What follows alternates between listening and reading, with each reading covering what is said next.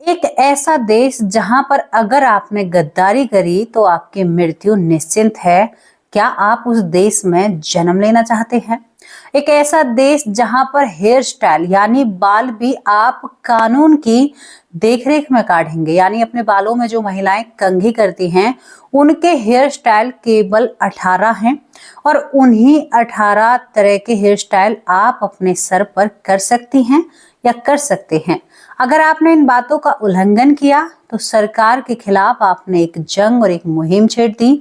उसके बाद आपको सजा के रूप में आपसे आपका घर, आपकी संपत्ति और 3 पीढ़ियों तक आपके पूरे परिवार को सजा मिलेगी। क्या आप उस देश में जाना चाहते हैं?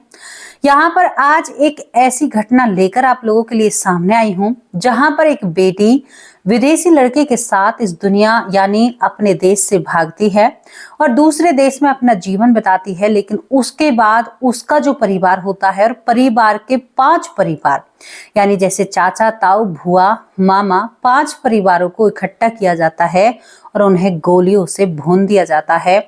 ऐसे देश का जिक्र आप लोगों के सामने करूंगी, जबकि उस देश की छवि लोगों के सामने आती है। सबको पता है वहां पर क्या है क्या नहीं है, लेकिन फिर भी वहां के लोग बहुत ज्यादा देशभक्त हैं।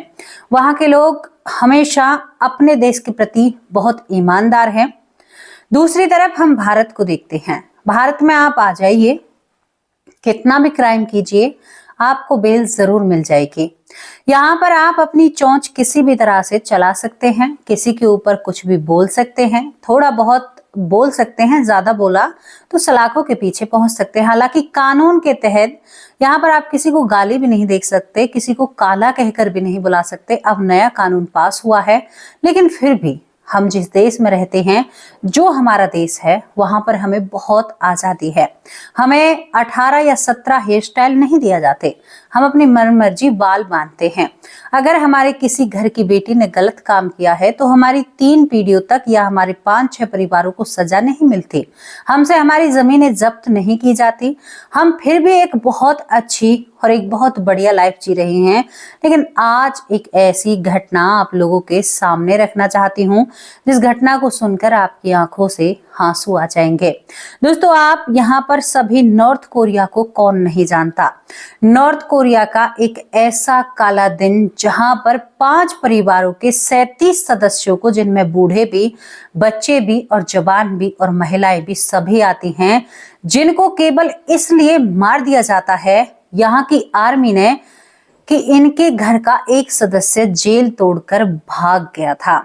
यहाँ पर दोस्तों, इनके घर का एक लड़का जो जेल के अंदर बंद होता है, वो किसी कारणवश उस जेल से जब भागता है तो यहाँ पर उस लड़के के परिवार को, मामा, चाचा, ताऊ, फूफा, हमारे रिश्तों में अगर करें तो एक एक बच्चे तक को इकट्ठा किया जाता है। जेल के सामने जंगल में इस 37 परिवार लोगों के कुनबे को इकट्ठा किया जाता है। आसपास सभी कैदियों को खड़ा किया जाता है और उनके आसपास यहाँ पर जो आर्मी होती है वो खड़ी होती है और बिना संकोच किए, बिना कुछ सोचे समझे यहाँ पर 37 लोगों को धड़ाधड़ गोलियों से उड़ा दिया जाता है। क्यों? उन कैदियों को दिखाना था कि अगर तुमने ये कुछ किया तो तुम्हारे पीछे तुम्हारे परिवार की ये हालात होंगे, और उस कैदी को भी पहले ही इस दुनिया से दूर भेज दिया था। सच में ही डर सा लगता है ऐसे देश के बारे में सुनकर। सच में ही हमने कोई अच्छे कर्म किए हैं, हम जड़ में पैदा हुए हैं, हम ऐसी जगह पर पैदा हुए हैं जहां पर शायद हम बहुत बेहतर जिंदगी जी रहे हैं। जो अपने देश को कैमरे के सामने आकर गालियां देने वाले लोगों से कहना चाहती हूँ कि अपने आप में बदलाव कीजिए। चलिए, एक और मतलब इसमें ही ये घटना तो एक थी जो यहाँ पर ये हुआ था, मुजरिमों के अंदर ये डर बनाने की एक क्रिया थी। सोच लीजिए, ये क्रिया किसी की जान से बढ़कर थी।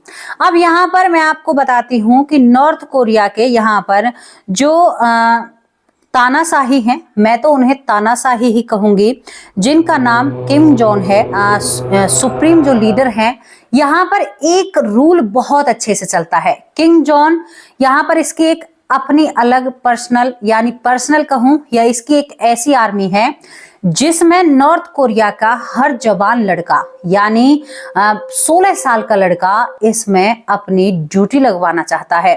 यहाँ पर इस अपने देश के यानी जो प्रधानमंत्री है एक तरीके से, यानी जो किम जोंग है, इसके लिए काम करना चाहता है। क्यों?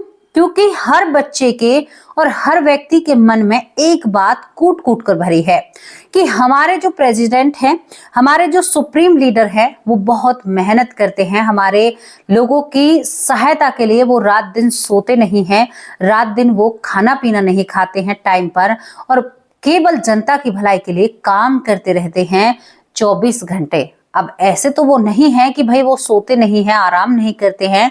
दूसरी बात, किम जोंग जो है उन्होंने मीडिया को बिल्कुल, वहां पर जो भी मीडिया है ना, चैनल भी आप अपनी मर्जी से नहीं देख सकते, आप टीवी अपनी मर्जी से नहीं चला सकते। सरकार की तरफ से कुछ चैनल लगाए जाते हैं जिनको आप देख सकते हैं, बाकी चैनल आप नहीं देख सकते। वहां पर आप ऐसी चीजें नहीं कर सकते। वहां पर हेयर स्टाइल कानून के दायरे में रहकर करना होगा, कपड़े भी कानून के दायरे में पहनने पड़ते हैं। पर नॉर्थ कोरिया में ये सारी चीजें लागू आप सभी को पता है और हमें पता है। इसी नॉर्थ कोरिया में एक लड़की होती है जिसका नाम यहाँ पर किम स्वान होता है। किम स्वान 11 साल की होती है, तब उसे स्कूल से सिलेक्ट किया जाता है किम जोंग के लिए। यानी किम जोंग के लिए हर स्कूल में सरकारी अधिकारी जाते हैं। अब मैं आपको मोटे मोटे अक्षरों में समझाऊं, यहाँ पर जो हमारे नरेंद्र मोदी हैं उनके नीचे, मतलब जो हमारा कानून है, कानून के जो लोग होते हैं, अब उनमें कोई भी हो सकता है, वो भारत देश के हर एक स्कूल में जाएं और जहां पर जो सबसे बेहतरीन लड़की है उसे उठाएं और उसे फिर एक ट्रेनिंग पर लगाएं। अब आप सोच रहे होंगे कि ट्रेनिंग तो बहुत अच्छी लेती होंगी, कुछ अच्छा होगा। ट्रेनिंग मैं आपको बताऊं किस चीज की दी जाती है। वहां पर ट्रेनिंग दी जाती है कि कैसे कैसे इंसानों को खुश किया जाता है, कैसे उनके साथ रातें गुजारी जाती हैं, ये ट्रेनिंग दी जाती है। वहां पर लड़कियों को 3 कैटेगरी में बांटा जाता है। पहली कैटेगरी, जो लड़कियां थोड़ी सी जिनमें कोई कमी होती है, उस लड़की को यानी नीचे के अधिकारियों के लिए छोड़ दिया जाता है। वहां पर ये खुली छूट है। उससे जो थोड़ी बेहतर होती हैं उनको यहाँ पर जो सुप्रीम लीडर है किम जोंग के जो खास करीबी हैं उनके लिए सिलेक्ट किया जाता है। और जो बिल्कुल ही कम उम्र की होती है, जो बिल्कुल एकदम ऐसी होती है, उसको यहाँ पर किम जोंग के लिए सिलेक्ट किया जाता है। और ये लड़कियां 11 से लेकर 16 साल से ऊपर अगर कोई लड़की हो गई है तो वो लड़की बुढ़ापे की तरफ बढ़ लेती है। यानी 16 साल से ऊपर वहां पर लड़कियां बुढ़ापे की तरफ बढ़ देती हैं। दोस्तों, अब ऐसे ही स्कूल से यहाँ पर जो किम स्वान होती है, किम स्वान को चुना जाता है उन्हीं लड़कियों के लिए। वहां पर उसे 3 भागों में बांटा जाता है। 3 भागों में बांटने के बाद यहाँ पर किम स्वान की किस्मत अच्छी होती है, उसे केवल साफ सफाई के लिए रखा जाता है, यानी वो सिलेक्ट नहीं हो पाती है। एक और बात, जो ये लड़कियां स्कूलों से सिलेक्ट की जाती हैं, जब इनकी वहां पर अवधि खत्म हो जाती है तो इनका कोई भी पता नहीं होता इन्हें कहां से कहां भेजा जाता है, यानी इनके साथ क्या होता है इसकी खबर किसी को भी नहीं है। दूसरी बात, यहाँ पर जो नॉर्थ कोरिया है उसमें बचपन से ही बच्चों को सिखाया जाता है कि तुमको तो किम जोंग की आर्मी में जाना है, यानी उसकी मदद करनी है, उसकी सेवा करनी है। लड़कियों को कहा जाता है कि अगर किम जोंग के लोगों ने तुम्हें चुन लिया तो ये बहुत बड़ी बात हो जाती है। अगर कोई लड़की थोड़ा सा इधर उधर करती है तो उसके साथ जो होता है वो आप अंदाजा भी नहीं लगा सकते। दोस्तों, यहाँ पर एक और आपको खास बात बताऊं, अगर लड़कियां सीधी चलती हैं तो उन्हें बड़े बड़े ऑफिसरों के साथ उनकी शादी कर दी जाती है। शादी के बाद पहले तो वो बड़े बड़े नेताओं का बिस्तर गर्म करती हैं, इसी तरह से कहूंगी मैं, अब क्या कहूं आप लोगों से। फिर वो यहाँ पर जो आर्मी ऑफिसर होते हैं उनसे उनकी शादी होती है और शादी के 1 घंटे तक ही लड़कियों को उनके माँ बाप से मिलने की अनुमति होती है। माँ बाप को इत्तला किया जाता है कि उस तारीख को तुम्हारी बेटी की शादी है, और इस बात को लेकर माँ बाप बहुत प्रसन्न होते हैं। कमाल की बात है, कैसा कानून है, यहाँ पर प्रसन्न होते हैं। अब हम उस लड़की की कहानी पर थे जो किम स्वान होती है। किम स्वान के साथ क्या होता है कि वो वहां पर जाती है, वो अपने आप को महसूस करती है कि मैं तो सही जगह नहीं आई हूँ। वो इन सारी चीजों से विपरीत थे, वो अपने आप को ऐसा नहीं मानना चाहती थी, लेकिन उसने वहां पर जो देखा उसकी रूह कांप जाती है। लड़कियों के साथ, क्योंकि किंग स्वान जो होती है अब वो काम करने वाली थी, लेकिन तभी उसकी नजर यहाँ पर एक अधिकारी पर पड़ती है। दोस्तों जब यहाँ उस अधिकारी को सौंप दिया जाता है, या शायद कोई वो नेता था या जो भी था उसको सौंपा जाता है, तो 11 साल की किंग स्वान को हर रोज हॉस्पिटल ले जाया जाता है बहुत गंभीर हालत में। आप समझ चुके होंगे कि उसे हॉस्पिटल क्यों ले जाया जाता है। महज उसकी उम्र 11 साल होती है। 11 साल से 14 साल तक उसके साथ बहुत कुछ ऐसा होता है जिसे मैं कैमरे के सामने नहीं कह सकती किंग स्वान के साथ। उसके बाद उसे फिर साफ सफाई पर लगा दिया जाता है। जब उसे साफ सफाई पर लगाया जाता है तो उसे समझ आ चुका था कि मेरी जिंदगी कितनी रही है। तभी यहाँ पर दोस्तों किम स्वान जो होती है उसकी मुलाकात साउथ कोरिया के एक लड़के से होती है। जब साउथ कोरिया के लड़के से किम स्वान की मुलाकात होती है तो किम स्वान एक अपना नया भविष्य देख रही थी। नया भविष्य देखती है, वो कहती है कि इस गंदगी से मैं कैसे निकलूंगी, क्या करूंगी। तभी यहाँ पर किम स्वान, क्योंकि माँ बाप से तो कोई रिश्ता था ही नहीं, बस माँ बाप ने पाल पोस कर 11 साल के स्कूल से उसे लिया गया था। वो अकेली नहीं थी, सरकारी अधिकारी हर स्कूल में जाया करते थे जहां पर 10 से 11, 12 या इस तरह की उम्र की लड़कियां पढ़ती हैं, जिनमें किम स्वान भी थे। यहाँ पर वो फैसला लेती है, और जो उसे लड़का मिला था यहाँ पर साउथ कोरिया का, यानी नॉर्थ कोरिया में वो रहते हैं, तो वो उस लड़के के साथ इस देश से भागना चाहती है और वो यहाँ पर साउथ कोरिया में जाकर अपनी जिंदगी बसा लेती है। लेकिन बात यहीं पर खत्म नहीं होती है दोस्तों। बात यहाँ पर खत्म यूं नहीं होती है। उसके बाद जब ये बात इस सरकार को पता चलती है या इन लोगों को पता चलती है, तभी यहाँ पर जो किंग स्वान होती है, किम स्वान, उसके परिवार वालों को उनकी जमीन जायदाद से बेदखल कर दिया जाता है। हर एक परिवार के सदस्य को, यानी 5 परिवार लिए जाते हैं, चाचा ताऊ मामा सभी को बेदखल करके उन्हें मजदूरी करने के लिए जंगल में भेज दिया जाता है। ये बात सुनकर जो किम स्वान का पिता होते हैं वो हार्ट अटैक से वहीं मर जाते हैं। कुछ दिन बाद किम स्वान की माँ भी मर जाती है और धीरे धीरे देखते देखते उस परिवार का कोई भी आगे का भविष्य नहीं होता है। जो लोग घर में रह रहे थे, अच्छी जिंदगी बिता रहे थे, वो अब यहाँ पर जंगल में कैसे अपना गुजारा करें, और एक एक कर कर ये मृत्यु की सजा तय की जाती है। ना तो किसी के सामने आएगी और ना किसी को पता चलेगा, और धीरे धीरे काम भी हो जाएगा। ये उस देश के कुछ कानून है। तो वहां पर लोग या तो डर के कारण इतनी देशभक्ति है, या अपने यहाँ पर जो लीडर है, सुप्रीम लीडर, उनके प्रति इतनी वफादारी है, ये तो आप लोगों को भी पता है। अब यहाँ पर एक छोटी सी कहानी और ऐड कर देती हूँ। यहाँ पर एक लड़का होता है जिसका नाम कांग जिंग होता है। कांग जिंग 17 साल की उम्र में यहाँ पर यूनिट 974, यानी ये यूनिट जो है, जैसे कि यहाँ पर सुप्रीम लीडर की खास सुरक्षा की ये यूनिट होती है 974, और इस यूनिट में जाने का हर एक व्यक्ति का, यानी हर एक लड़के का जो नॉर्थ कोरिया में रहता है, उसका सपना होता है। बचपन से उन्हें सिखाया जाता है कि तुम्हें अगर वहां पर चले गए तो तुम्हारी जिंदगी बन जाएगी। दोस्तों यहाँ पर जो कांग जिंग होता है 17 साल की उम्र में, अपने आप को इस यूनिट 974 में पाकर बड़ा खुश नसीब मानता है और बहुत खुशी मनाता है कि मैं तो बहुत खुश नसीब हूं, मुझे यहाँ पर मिली है, अब मेरी जिंदगी सवर जाएगी। यहाँ पर जब वो देखता है धीरे धीरे, तो उसकी जो मातृ प्रेम है, यानी देश प्रेम है, वो और बढ़ने लगता है। और यहाँ पर जो किंग जोंग होते हैं उनके प्रति और मान सम्मान बढ़ने लगता है उनके अंदर। उनको किसी तरह से, इस तरह से मैं क्या कहूँ आपसे, उनके दिमाग को बदला जाता है कि वो बिल्कुल बहुत वफादार रहते हैं। दोस्तों यहाँ पर वो करीबन 14 साल ही वहां पर काम कर सकते हैं, यानी इस यूनिट में आप 974 यूनिट में 14 साल तक या 15 साल तक लास्ट आपकी नौकरी रहती है, और उसके बाद आपको घर जाना ही पड़ता है। ना कोई पेंशन, ना कोई तनख्वाह, ना कुछ भी नहीं। यहाँ पर देखो एक एक व्यक्ति 2-2, 3-3 नौकरियों की तनख्वाह ले रहा है, और फिर भी आरोप किस पर? सरकार पर। वहां पर जाइए आप, क्या कुछ नहीं मिलेगा, आपको सब समझ में आ जाएगा। अब ये घर आता है, तो घर आते ही इसको पता चलता है कि इसकी जो पत्नी है और इसका जो इलाका है वो बहुत बुरी हालत में जी रहा है। जबकि जहां इसने 14 साल दिए थे, वहां पर हर रोज इसको ये बताया जाता था, इस तरह की वीडियो इनको दिखाई जाती थी कि देश के लिए किंग जॉन बहुत कुछ कर रहे हैं, देश में बहुत कुछ बढ़िया हो रहा है और देश तरक्की पर है। लेकिन जब वो असलियत या जमीन से जुड़ता है तो उसे पता चलता है कि उसके जो माँ बाप और उसकी जो पत्नी है वो एक टाइम दलिया खाकर गुजारा कर रहे हैं, क्योंकि उनके पास पैसे ही नहीं है।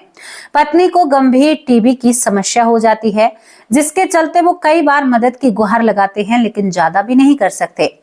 यहाँ पर वो बार बार बताया जाता है कि जो 14 साल के लिए इस यूनिट 974 में जाएगा, उसे आकर, जैसे अग्निवीर नहीं है कि आप वहां पर काम करोगे तो यहाँ पर आकर 4 साल आप अग्निवीर में दोगे, तो यहाँ पर जब आओगे तो आपको बहुत अच्छी फैसिलिटी, नौकरी आपके लिए बिल्कुल परोस दी जाएगी थाली में। इस तरह से वहां पर ये बातें थी।